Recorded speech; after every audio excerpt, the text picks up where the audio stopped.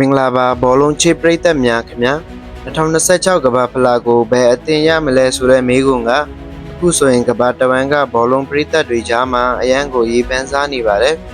လူအများစုကပြင်သစ်အာဂျင်တီးနားဘရာဇီးတို့ကိုပြောနေကြပေမဲ့လက်ရှိအချိန်မှာကမ္ဘာဖလားရနိုင်ခြေအများဆုံးအသင်းဖြစ်သတ်မှတ်ခံထားရတာဟာစပိန်အသင်းဖြစ်ပါတယ်ဒါဆိုစပိန်အသင်းဟာဘာကြောင့်ဒီလောက်တောင်အားကောင်းနေရလဲပထမဆုံးအချက်ကတော့လူငယ်ကစားသမားတွေပါစပိန်အသင်းမှာအရေးချင်းပြေးဝတဲ့လူငယ်ကစားသမားတွေအများကြီးရှိနေပါတယ်သူတို့ဟာအရှင်အဟုန်ကောင်းတယ်လို့နီးစနစ်ပိုင်းမှာလည်းထူချွန်ပါတယ်အရေးကြီးတဲ့ပွဲတွေမှာတော့ကြောက်ရွံ့မှုမရှိဘဲရဲရဲဝံဝံကစားနိုင်ကြပါတယ်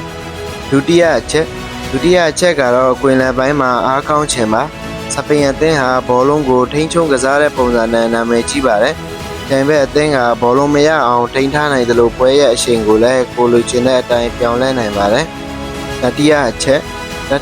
ကတော့အသင်းလိုက်နားလည်မှုကောင်းခြင်းဖြစ်ပါတယ်။ကစားသမားအများစုဟာနှစ်ပေါက်များစွာအတူတူကစားလာခဲ့ကြသူတွေဖြစ်တာကြောင့်တယောက်နဲ့တယောက်နားလည်မှုအဟံကောင်းပါတယ်။ဘောလုံးပေးဖို့ရမှာလည်းအခြေအစိတ်မြင်မြင်ရှိနေပါတယ်။စရုထအချက်ကတော့အနိုင်ရတဲ့စိတ်ဓာတ်ပါမကြသေးမီနှစ်မြအတွင်းစပိန်အသင်းဟာရလက်ကောင်းတွေဆက်တက်ရယူနိုင်ခဲ့ပါတယ်။အဲ့ဒီအောင်မြင်မှုတွေကကစားသမားတွေကိုယုံကြည်မှုပိုရှိလာစေပါတယ်။ဒါပေမဲ့စပိန်အသင်းအတွက်စိန်ခေါ်မှုတွေမရှိဘူးလို့တော့မဆိုနိုင်ပါဘူး။ပြင်သစ်အသင်းမှာကမ္ဘာအဆင့်ကစားသမားတွေအများကြီးရှိနေပါတယ်။အာဂျင်တီးနားအသင်းကလည်းပြိုင်ပွဲကြီးတွေမှာအမြဲတမ်းအနေရှိတဲ့အသင်းတစ်သင်းဖြစ်ပါတယ်။ဘရာဇီးအသင်းကတော့ဘယ်အချိန်မဆိုချန်ပီယံဖြစ်နိုင်တဲ့အသင်းဖြစ်ပါတယ်။ဒါကြောင့်စပိန်ဟာရနိုင်ခြေအများဆုံးဖြစ်နေပေမဲ့ကမ္ဘာဖလားကိုတီချပေါက်ရမယ်လို့တော့ဘယ်သူမှမပြောနိုင်သေးပါဘူး။ကမ္ဘာဖလားဆိုတာဟာအံ့ဩသင်းစရာတွေအများတန်းဖြစ်ပေါ်တတ်တဲ့ပြိုင်ပွဲတစ်ခုဖြစ်ပါတယ်။ဒီပွဲဒီနေ့ပဲအခြေအနေတွေပြောင်းလဲသွားနိုင်ပါတယ်။